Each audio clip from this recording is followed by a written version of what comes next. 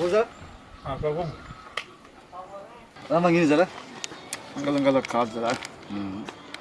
Kataan sa yun din nga. Oya, atao edy raha mahazatra ty. Ino ma raha mahazatra anao malafo? Dia vity ka le.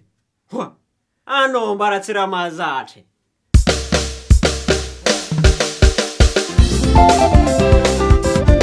Hafatra aminteko amitsika jiany. Za tsy mivolagna olo eto, kila olo mandreto dia vizy. Fa dia vity io iarovagna be sy maro. Voma manafo, zay marivato zay.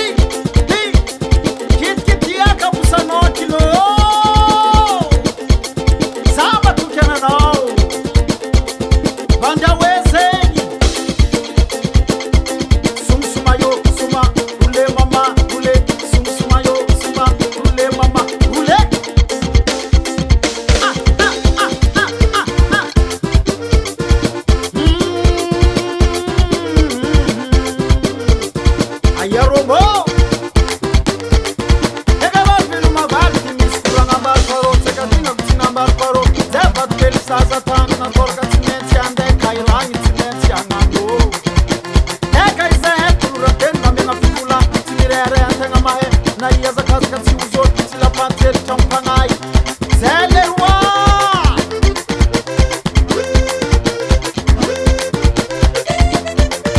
aiambadô